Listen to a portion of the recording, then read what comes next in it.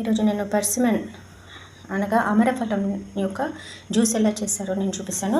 దానికి కావాల్సిన ingredients sugar, milk, కాజు dry fruits వేసుకోవాలి. తర్వాత సబ్జా సీడ్స్ నానబెట్టాను, చియా సీడ్స్ని. తర్వాత చాట్ మసాలా. తర్వాత ఇవి ఫ్రూట్స్ అండి. ఇవే పర్సిమన్ ఫ్రూట్ అంటే ఇదండి.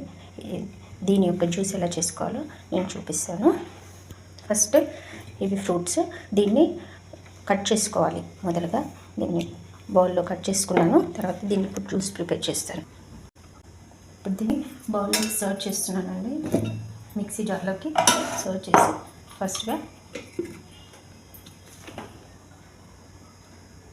మిక్సీ జార్లోకి వేసుకున్నాక దీంట్లోకి డ్రై ఫ్రూట్స్ యాడ్ చేస్తున్నానండి. దాంతోపాటు మిల్క్ కూడా యాడ్ చేస్తాను. మిల్క్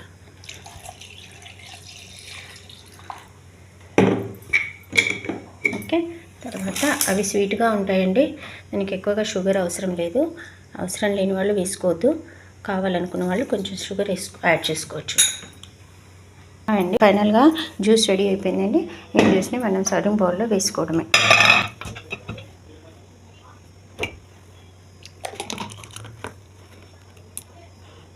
ఓకే అండి, సర్వింగ్ బౌల్లో సర్వ్ చేసుకోవడం.